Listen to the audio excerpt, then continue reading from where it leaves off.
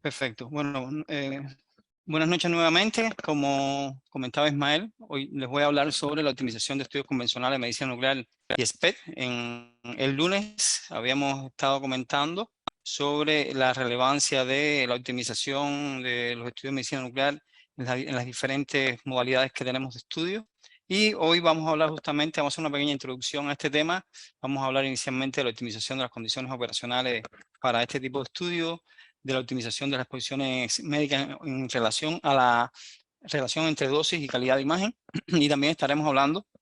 sobre algunos ejemplos de los trabajos de optimización que hemos realizado en esta área. Ya habíamos comentado que el equipamiento en medicina nuclear en los últimos años ha tenido un avance tecnológico importante y a esto no ha escapado las técnicas que están relacionadas con estudios convencionales de medicina nuclear, o sea, mamografía planares, dinámica, estudios SPECT y por supuesto las técnicas de SPECT. Esto ha conllevado a que hayan aparecido un gran número de técnicas que van desde estudios sencillos como los estudios de función renal dinámico hasta estudios de mayor complejidad, todos y que todos requieren como un requisito regulatorio de que se implemente el principio de la optimización de las exposiciones médicas. El lunes también estuvimos hablando, o sea, en estos días hemos estado hablando de la relevancia de los niveles de radiación que están recibiendo nuestros pacientes justamente al recibir los beneficios de estas técnicas. Y por ejemplo, acá podemos ver cómo hay procedimientos por los cuales un paciente puede recibir hasta la radiación de hasta equivalente hasta 10 años de radiación natural, como son estos estudios de perfusión miocárdica. Todo esto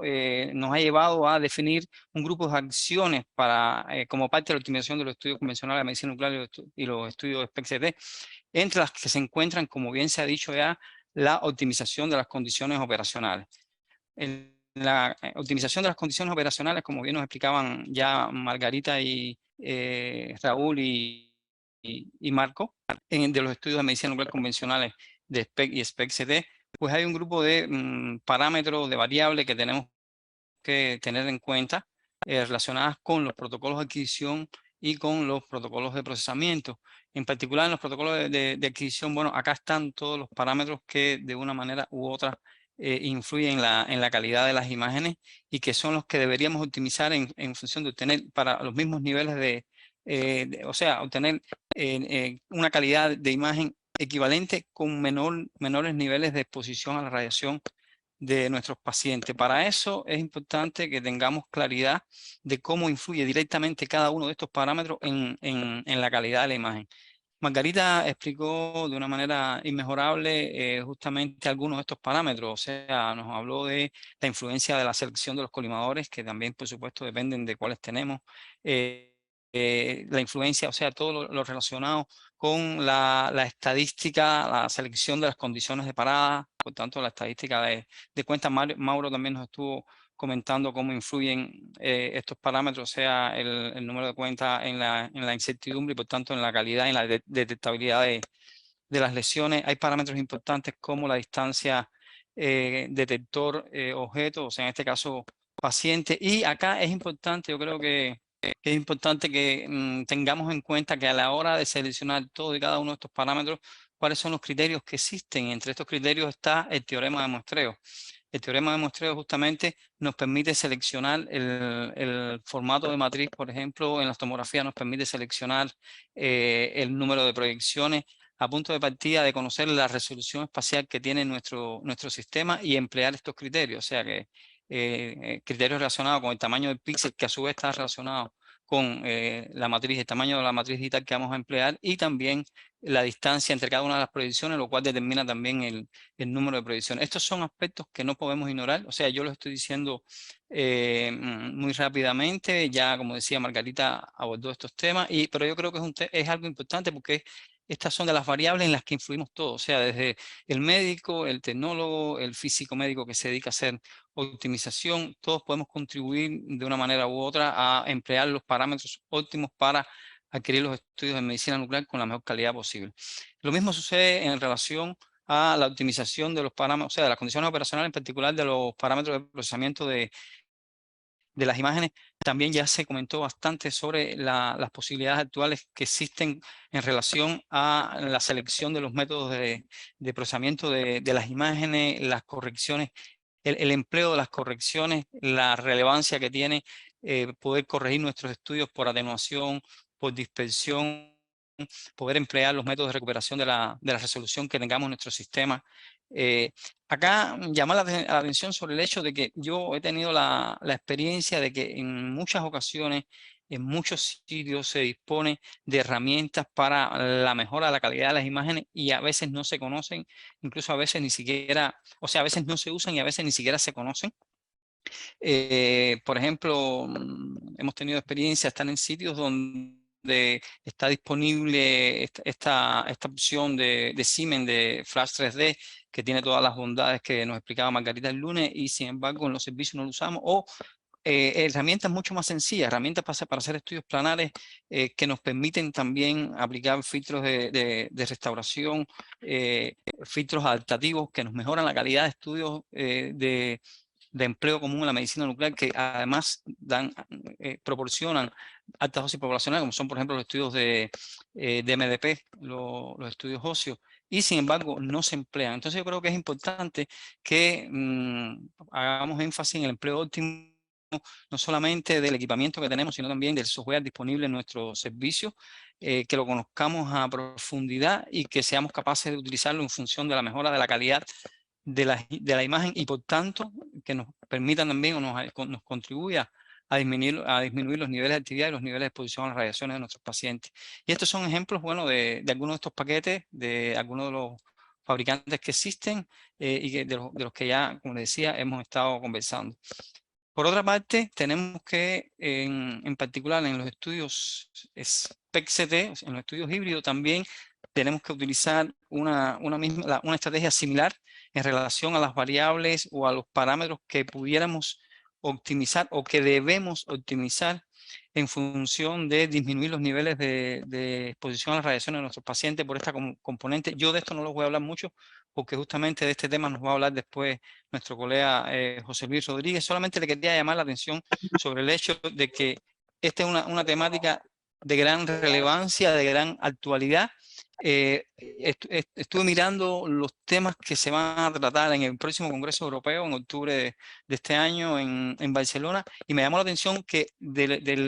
la única temática que se va a tocar en relación a optimización tiene que ver justamente con la optimización de la componente CD de los estudios híbridos. Y bueno, yo creo que esto es una señal clara de la importancia, la actualidad, la relevancia de este tema. Y bueno, afortunadamente por eso hemos incluido en el programa una charla sobre el mismo que nos va a impartir nuestro colega José Luis. Ahora, igual en aras de la optimización de los estudios de medicina nuclear, los fabricantes han estado haciendo también sus aportes, han estado contribuyendo con soluciones que nos permiten mejorar esos parámetros que nos mencionaba Margarita el primer día y que son vitales para la calidad de la imagen de medicina nuclear, como es la resolución espacial, el contraste, la resolución energética. O sea, todos estos parámetros tributan de una manera directa a una mayor calidad en la imagen, y por tanto los fabricantes han trabajado mucho en diferentes diseños, en diferentes tipos de solución. Una de las más comunes en los últimos años ha sido el diseño de nuevos colimadores. Por ejemplo, acá se muestra el colimador Smart Zoom de Siemens.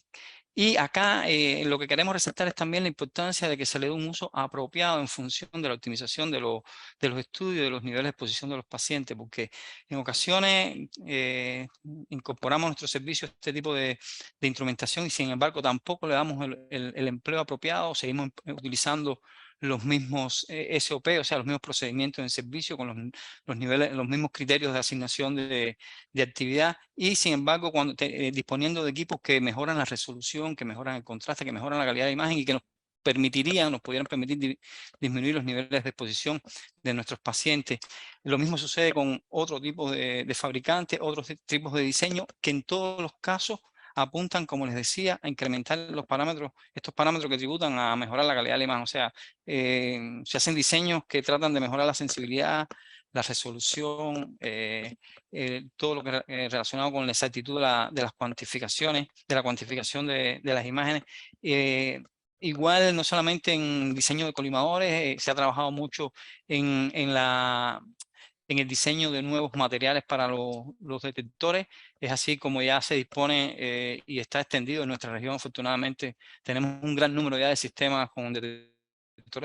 de estado sólido, pero en todos los casos es importante que, como les decía, hacer un llamado de atención sobre el empleo óptimo del equipamiento disponible y que se conozcan, que se evalúen, que se pongan a punto los procedimientos optimizados para la colección y el procesamiento de las imágenes de medicina nuclear en los estudios convencionales y en los estudios de SPECT/CD. Ahora, la optimización de las exposiciones médicas en relación a la relación dosis-calidad de imagen también es un tema que es el tema principal que nos compete, ¿no? Y antes que todo debemos tener en cuenta cuáles son los requisitos básicos que no podemos ignorar, que no podemos, o sea, que yo creo que debemos prestarle una especial atención. Y entre estos se encuentra justamente que tengamos bien definido un programa institucional de control de calidad de los calibradores de actividad y que se realicen las calibraciones periódicas de estos equipos. No hacemos nada con optimizar todos los otros procesos que hemos mencionado y olvidarnos de la relevancia, la importancia que tienen estos equipos, porque de hecho estos son los que nos permiten cargar esa actividad que supuestamente hemos optimizado. Y si no, disponemos de un equipo que justamente esté reportando dosis con la exactitud que necesitamos, o sea, a niveles de actividad de nuestro radiofármaco con la exactitud que necesitamos, pues sencillamente todo ese proceso está falseado, ¿no? Por otra parte, también se pueden o se debe hacer una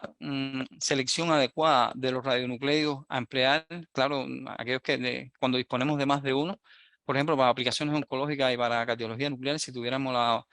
posibilidad de escoger entre talio y tecnecio, por supuesto que hay que tener en cuenta entonces cuáles son las características físicas de cada uno de estos isótopos, cuáles son los que menores niveles de irradiación generan en nuestros pacientes con una adecuada calidad de imagen y eficacia diagnóstica. Lo mismo sucede con otros pares de isótopos, como puede ser el yodo 131 y el yodo 123, para la evaluación postquirúrgica de pacientes con cáncer de tiroides. Y otro aspecto importante sería la preparación de los pacientes. O sea, la preparación de los pacientes también influye de manera significativa en los niveles de radiación de nuestros pacientes, en la calidad de las imágenes, por cuanto si hacemos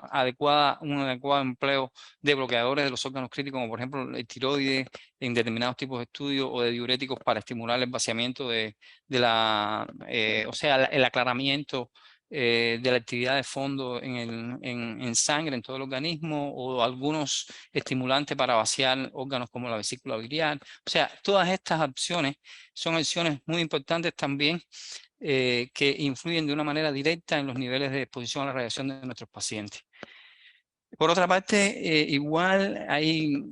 criterios operacionales que debemos tener en cuenta. Por ejemplo, hay determinados estudios que están condicionados unos con otros, o sea, que cuando los asumimos con esos protocolos, pues contribuyen de una manera directa también a disminuir los niveles de exposición. Por ejemplo, en los estudios de cardiología nuclear, cuando asumimos los protocolos de estrés, reposo en este orden, podemos descartar la necesidad de hacer una segunda fase, una segunda administración, si el estrés fuera negativo. Esto también es una práctica que se está haciendo común en los últimos años y que da muy buenos resultados, porque en los estudios de cardiología nuclear en muchas ocasiones se utilizan niveles de actividad altos y los niveles de exposición de los pacientes también es muy alto.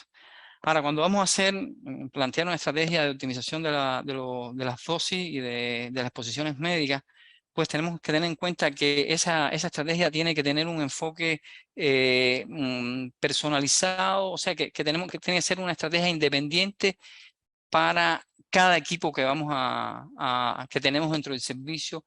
para los diferentes procedimientos. O sea, existen diferencias para los equipos, entre los procedimientos clínicos, incluso dentro de los mismos procedimientos clínicos, para diferentes tipos de estudios con diferentes finalidades. Y debemos plantearnos, por tanto, ver cuáles son las peculiaridades de cada una de estas situaciones y trazar una estrategia de optimización para cada uno de ellos. Por ejemplo, en los estudios renales no es lo mismo que si intentamos hacer una optimización de las dosis y la calidad de las imágenes, si tenemos interés en las fases de perfusión, por ejemplo, en pacientes trasplantados, que si solamente tenemos protocolos para patología, o sea, obstructiva, por ejemplo, como parte de la evaluación de la función renal. Y lo mismo sucede en estudios cardíacos, por ejemplo, en caso de pacientes en que solamente nos interesa hacer estudios de perfusión miocárdica, pues digamos que los requisitos para la optimización van a ser diferentes. Ya saben ya que los estudios gatillados con relación, que también nos da información de la perfusión miocárdica, pero para poder obtener la información de la función cardíaca, pues sencillamente tenemos que tener una estadística apropiada para poder conformar todos los sets tomográficos a partir de cada una de las proyecciones. Ahora, igual, muy importante como un principio para las intervenciones que vayamos a hacer como parte de la optimización de las exposiciones médicas, respetar los requisitos de seguridad radiológica del paciente. O sea, no podemos, con fines de optimizar nuestros procedimientos o hacer exposiciones múltiples de nuestros pacientes. O sea, decir, bueno, este paciente, para yo poder hacer una comparación con poca variabilidad en mis resultados, a este mismo paciente yo lo voy a estudiar en diferentes condiciones, lo voy a administrar diferentes niveles de actividad para ver cómo se comporta la calidad de la imagen en función de los niveles de actividad. Por supuesto que eso es inaceptable. Por otra parte, también tenemos que tener en cuenta los requisitos éticos de la práctica médica. En particular, no podemos decir, bueno, yo quiero a este paciente, para poder mantener una baja variabilidad, hacer un estudio ahora, después hacer un estudio a la 1 hora y simular que hay otro nivel de actividad a las 3 horas, a las 4 horas o un tiempo demasiado. O sea, hay que tener en cuenta a la hora de que vayamos a plantearnos una estrategia de optimización en nuestros servicios, todos estos, o sea, que debemos respetar tanto los requisitos de seguridad radiológica como los principios éticos de la práctica médica. Bueno, existen actualmente muchos grupos que han trabajado en función de la optimización de las exposiciones médicas y varios de ellos utilizan diferentes enfoques. Hicimos una revisión y bueno, queríamos compartirles justamente algunos de estos enfoques porque creemos que pueden ser útiles a ustedes también cuando se decida, a quienes se decidan a implementar este principio en sus servicios. Entonces, por ejemplo, uno de los enfoques que más se ve en la literatura es justamente lo que nos mostraba Mauro ayer, o sea, es el empleo de maniquíes físicos y de maniquíes antropomórficos para optimizar los protocolos de adquisición y de procesamiento. Por ejemplo, en este estudio, el grupo de Denis Kupix utilizó este maniquí con la intención de optimizar los parámetros de procesamiento y de optimizar también las correcciones que se usan. Por ejemplo, aquí se encontró que para la relación señal-ruido contra el número de iteraciones y el número de sucesos, aquí tienen la dependencia, o sea, se obtuvo cuál fue los mejores parámetros de procesamiento de la reconstrucción iterativa para obtener la mejor relación señal-ruido. Lo mismo en relación a la corrección de la dispersión y se hizo un análisis también para todos los juegos de parámetros de la reconstrucción iterativa en cuanto al número de sucesos y el número de iteraciones en la calidad de estas imágenes. Un enfoque parecido se hace con los maniquíes antropomórficos, por ejemplo, con los maniquíes de torso con inserto cardíaco rellenable, con lesiones transmurales y no transmurales,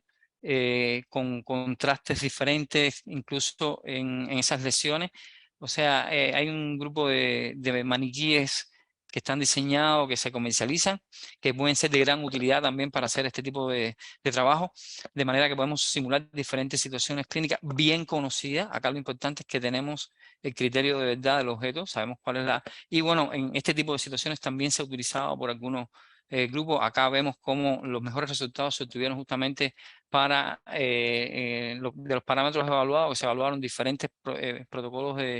de adquisición. Y además de eso se hizo corrección y no corrección, o sea, se procesaron los datos con corregido por atenuación y sin corregir por atenuación, y se vio cómo este fue el parámetro determinante, y estas son variables, estas son preguntas que nos hacemos en nuestro servicio a la hora de optimizar los procedimientos, y bueno, la respuesta la podemos justamente averiguar haciendo uso de este tipo de enfoque. Por otra parte, tenemos entre las estrategias de optimización la posibilidad de utilizar también estudios por grupos de pacientes en los que utilicemos diferentes combinaciones de parámetros de adquisición. Aquí lo que tenemos la variabilidad, por supuesto, entre pacientes. Podemos hacer también estudios retrospectivos, o sea, un enfoque retrospectivo a partir de los datos que hemos acumulado, cuestionarnos determinadas hipótesis, como por ejemplo la diferencia en la calidad de imagen al utilizar diferentes métodos de procesamiento. Acá vemos que en este estudio se hace una comparación entre reconstrucción por retroposición filtrada y reconstrucción iterativa empleando Veloce en 3D. Y otro de los métodos que se ha aparecido en la literatura que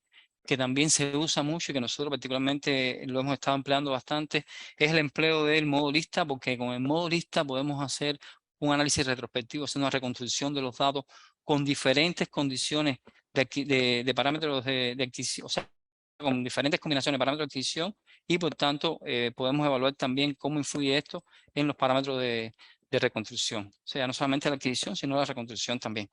Ahora, rápidamente también les voy a mostrar un método retrospectivo que ya Coca les mencionó, que tiene todas estas etapas que él le dijo. Coca le mencionó el primer día, pero yo quería resaltarle dos elementos muy rapiditos,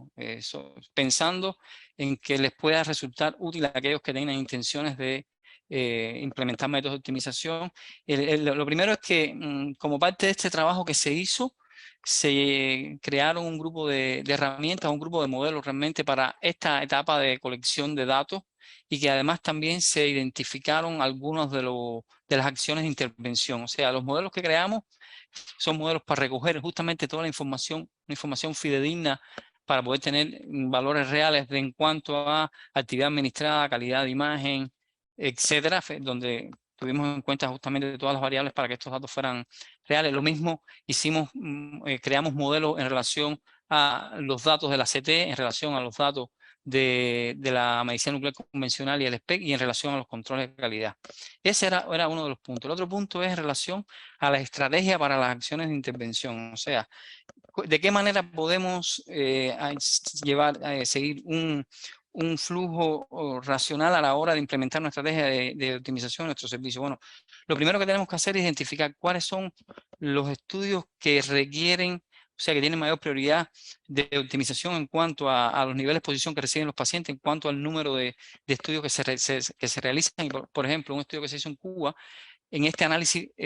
obtuvimos estos resultados. O sea, los que están señalados en cuadro rojo son los estudios que más se realizan, que más irradiación producen en nuestros pacientes, y adoptamos que en una investigación que se está haciendo acá, que eso serían nuestras prioridades. Lo otro era ver de qué manera nosotros podíamos obtener información que nos permitiera comparar justamente las diferentes condiciones de adquisición y procesamiento con los niveles de exposición de los pacientes, y para ello, para evitar, para cumplir con los requisitos éticos y de seguridad radiológica del paciente que ya mencionamos, pues entonces decidimos utilizar determinadas estrategias que, por ejemplo, en el caso de los estudios estáticos de MDP, de MCA o de cuerpo entero, identificamos que una buena opción sería simular diferentes niveles de actividad adquiriendo esos estudios en modo dinámico,